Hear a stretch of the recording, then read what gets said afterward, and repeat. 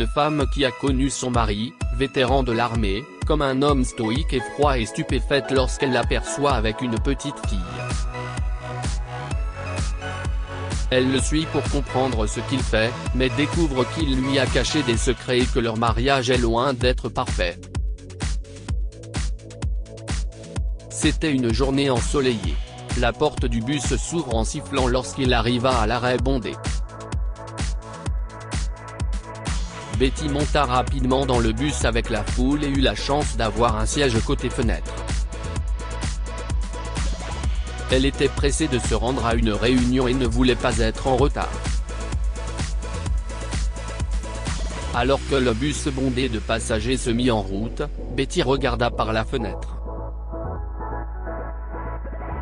La douce caresse de la brise sur son visage la soulagea un peu de la sensation de promiscuité et du choc des corps à l'intérieur. Cette femme était loin de se douter que ce trajet en bus changerait sa vie à jamais. Alors que le bus passait devant un parc, Betty fut choquée de voir son mari accompagné d'une petite fille.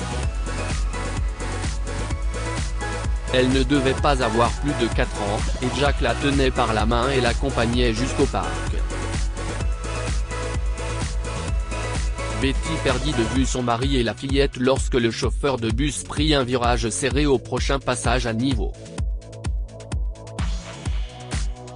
Mais elle avait vu Jack aider la petite fille à monter sur les balançoires, puis s'asseoir en face d'elle sur le banc.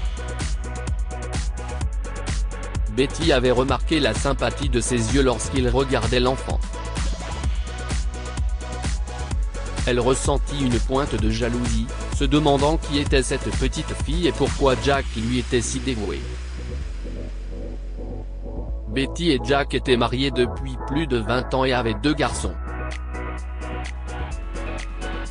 Jack a toujours été un homme dur et stoïque, et ses 25 années de service militaire l'ont rendu terriblement froid et antipathique envers sa propre famille. Au fil des ans, Betty s'était rendu compte que Jack n'était pas capable d'aimer qui que ce soit. Il avait même élevé leurs garçons comme s'ils n'étaient pas leur chair et leur sang, mais des soldats de l'armée. Mais avec cette petite fille, Jack était différent. Il semblait calme, heureux et affectueux, ce qu'il n'avait jamais fait avec elle ou avec leurs enfants. Qui était cette petite fille avec Jack? Une partie de Betty voulait crier au chauffeur d'arrêter le bus pour qu'elle puisse se précipiter dans le parc et confronter son mari, mais elle était en retard pour la réunion, qui était urgente. Betty ferma les yeux et respira profondément, se disant que ce n'était probablement rien. Mais elle savait au fond d'elle-même qu'elle se trompait. Jack n'avait jamais été affectueux avec les enfants, mais il était si attentionné et aimant avec cette jeune fille, comme s'il la connaissait depuis longtemps, comme si la petite fille avait un lien spécial avec lui.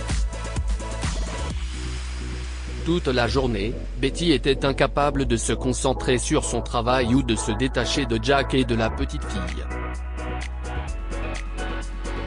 Elle savait que si elle confrontait Jack, il inventerait probablement une histoire et ne lui dirait jamais la vérité.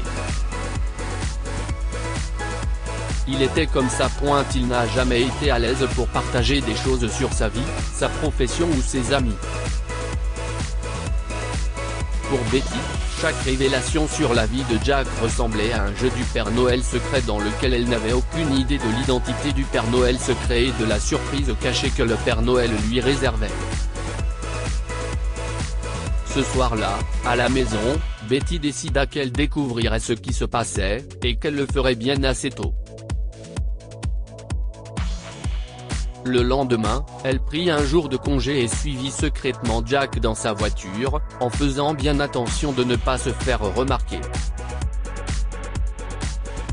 Quelques minutes après l'avoir suivi, Betty vit Jack s'arrêter devant un petit immeuble. Il hésita un instant avant d'entrer, et elle pouvait voir la tension dans son corps, il tremblait en essuyant la sueur sur son front et en se brossant la barbe avec agitation. C'était comme s'il n'était pas sûr de devoir le faire. Quelques secondes plus tard, Jack disparut à l'intérieur du bâtiment, mais Betty resta dans sa voiture à l'attendre.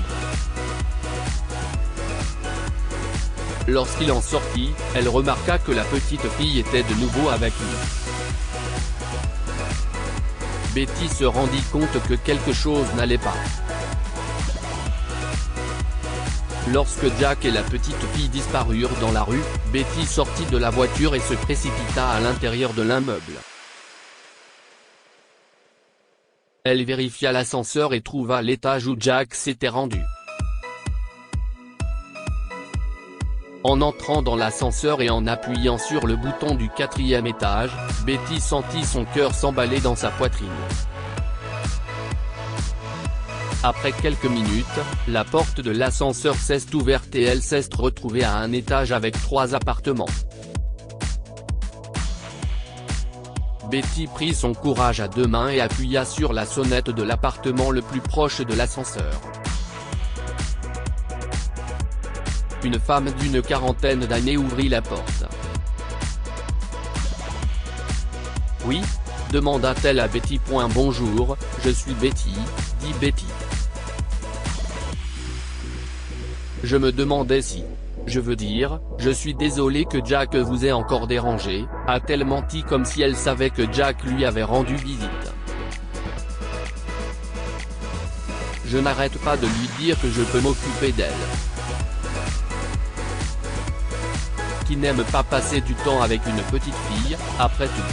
Betty remarqua l'expression de surprise de la femme lorsqu'elle mentionna Jack et la petite fille. « Vous êtes au courant pour Leila ? Jack vous a tout raconté ?» s'affola-t-elle. Le cœur de Betty se serra. « Je n'arrive pas à y croire. » murmura-t-elle. « Il est venu vous voir. Mais qui êtes-vous ? Pourquoi mon mari était-il ici, et qui était cette petite fille avec lui ? Je vous ai pris la main dans le sac, alors vous feriez mieux de ne pas mentir. » Betty était furieuse et n'arrivait pas à contrôler sa colère. « Vous avez menti ? » demanda la femme. « Je ne sais pas si vous voulez connaître la vérité, Betty, mais ce n'est pas ce que vous pensez. Je vous en prie. Jack et moi. » La femme sursauta. « Mon Dieu, non, non !» s'écria-t-elle. « Non, ce n'est pas ça. Je m'appelle Myriam », révéla la femme. « Je vous en prie, entrez. Je vais tout vous raconter. » Myriam disparut à l'intérieur et Betty la suivit. Elle lui prépara du thé et commença à lui raconter son histoire. Betty ne pouvait pas croire que Jack lui avait caché des secrets. Myriam révéla que Leila était la fille d'un collègue de Jack, aujourd'hui décédé. Peter et Jack avaient été camarades et amis à l'époque de l'armée, et ils avaient juré de s'occuper de leurs familles respectives si quelque chose leur arrivait dans l'exercice de leurs fonctions. « Et si est tout ?» dit Myriam. « Jack est un homme merveilleux qui ne vous aurait jamais trompé, Betty. » Betty fut choquée. Elle ne pouvait pas croire que Jack s'occupait de la fille de son défunt camarade. Pourquoi n'a-t-il jamais traité ses propres garçons de la sorte? Pourquoi n'a-t-il jamais aimé ses enfants ou sa femme comme il aimait Leila? Et pourquoi n'a-t-il jamais parlé de Peter s'il était si proche? « Je dois y aller », dit Betty brusquement. « Et oui, ne dites pas à Jack que j'étais là. » Betty ne fut pas convaincue par l'histoire de Myriam. Peut-être qu'il n'avait pas de liaison, mais s'occuper d'une jeune fille ne pouvait pas être aussi simple que de tenir un engagement envers un ami décédé. Elle connaissait Jack depuis si longtemps, et il ne se souciait pas de sa propre famille, alors il était hors de question de s'occuper de la fille d'un ami. À ce moment-là, Betty comprit qu'elle n'avait pas d'autre choix que de demander à Jack ce qui se passait. Ce jour-là, lorsqu'il rentra à la maison, elle trouva le courage de le confronter. Je sais pour Leila, Jack, avoua-t-elle. J'ai rencontré Myriam et elle m'a raconté une histoire que je refuse de croire. Je sais que tu n'as jamais été assez affectueux pour t'occuper de la fille d'un ami. Je veux savoir ce qui se passe. Jack fut abasourdi. Tu m'as suivi ? S'exclama-t-il. Comment as-tu eu l'adresse de Myriam ? Est-ce que si est-il la chose la plus importante pour l'instant ? Demanda-t-elle, les yeux embués. En tant qu'épouse, n'ai-je pas le droit de savoir pourquoi mon mari passe du temps avec une petite fille et s'occupe d'elle alors qu'il ne cesse jamais autant préoccupé de sa femme et de ses enfants ? Je t'aime, Jack. Et je n'ai jamais douté de toi une seule fois dans notre mariage, même si tu t'es toujours senti éloigné pendant toutes ces années jusqu'à ce que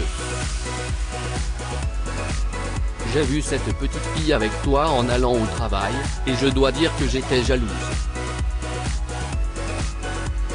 Tellement jalouse de tout l'amour que tu lui portes. Tu l'as emmenée au parc comme si c'était ta fille. Oh, Betty. Jack soupira. Je voulais tout te dire, mais je veux que tu me dises la vérité, Jack. Et je te croirai sur parole. Au moins, je crois que j'ai droit à la vérité.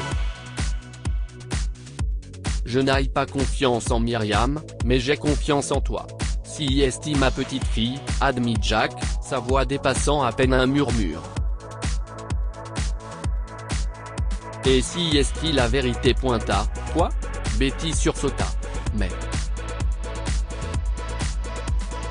comment est-ce possible ? Nos garçons ne sont pas. Ils n'ont pas d'enfants, et Jack prit une grande inspiration et raconta à Betty une histoire qui lui brisa le cœur. Il lui a révélé qu'il avait eu une brève aventure avec une femme dont il était amoureux. Après un mois de relation, ils ont réalisé qu'elle était enceinte, mais elle a refusé que Jack fasse partie de la vie de leur enfant. En conséquence, Jack n'a jamais rencontré sa fille. Des années plus tard, la fille de Jack a donné naissance à Leila. Lorsque Jack a appris l'existence de sa petite fille, il a voulu la rencontrer, mais sa fille le lui a interdit. Quelques mois plus tard, Jack apprit que le père de Leila était lui aussi dans l'armée. Il a essayé de le retrouver, mais cela a pris des années et il était déjà trop tard. Le père de Leila est mort au combat, et la fille de Jack n'a pas supporté le choc et a également rejoint le paradis. Leila avait à peine 3 ans lorsque tout cela s'est produit, et sa tante Myriam a pris la relève pour s'occuper d'elle. Lorsque Jack a appris que Myriam cherchait une nounou pour Leila afin de pouvoir reprendre son travail, Jack l'a rencontrée et lui a dit qu'il l'aiderait à élever Leila. Nous avons inventé une histoire parce que je ne voulais pas que tu saches pour ma fille illégitime. Mais si est-il tout, ma chérie? Si est-il la vérité que tu voulais savoir? Betty ne savait pas comment réagir. Elle se leva du canapé et s'enferma dans leur chambre. Je ne voulais pas te faire de mal, dit Jack, debout devant la porte de la chambre. Mais je m'excuse de ne pas t'avoir dit la vérité, Betty. C'était ma faute. Jack retourna sur le canapé et resta seul pendant des heures avant que Betty ne sorte de la chambre.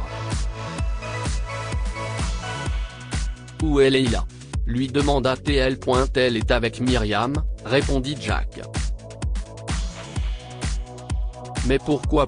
Je ne suis pas sûr de pouvoir te pardonner tout de suite, Jack. Mais cette petite fille, Leila, elle n'est en rien responsable de ce qui s'est passé, dit-elle.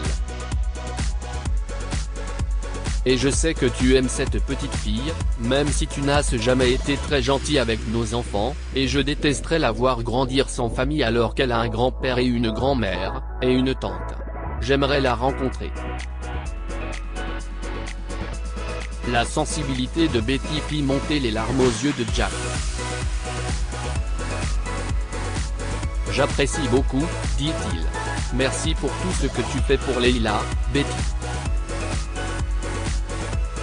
Merci beaucoup. » Mais au fond d'elle-même, Betty avait décidé d'oublier le passé et d'aller de l'avant, et elle savait que Jack et elle pourraient s'en sortir ensemble.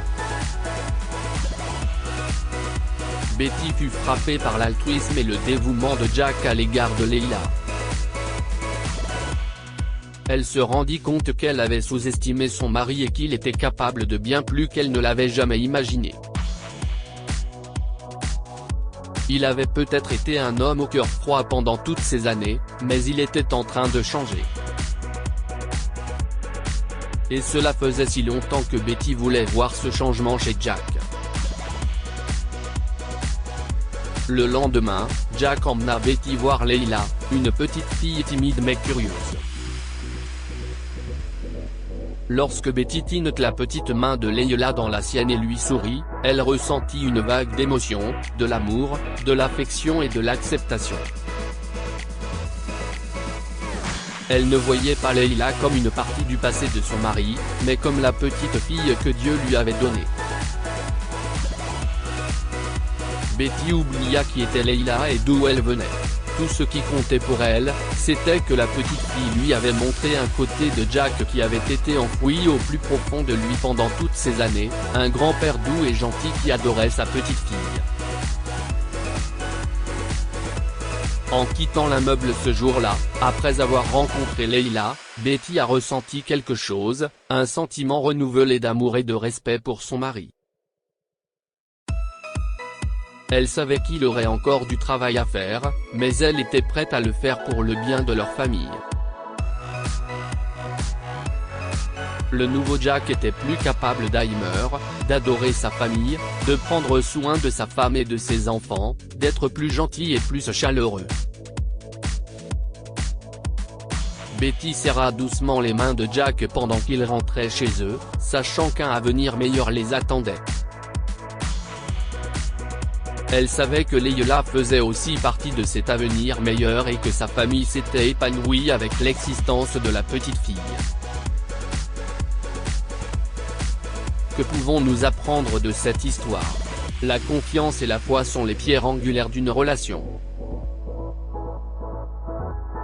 Betty était blessée que Jack lui ait caché la vérité sur Leila pendant toutes ces années. S'il avait été honnête avec elle, ils auraient pu accepter Leila plus tôt et lui donner l'amour qu'elle méritait. Un enfant ne peut être blâmé pour le passé de ses parents. En gardant cela à l'esprit, Betty a décidé de laisser tomber le passé et a accueilli Leila. Partagez cette histoire avec vos amis. Elle pourrait égayer leur journée et les inspirer.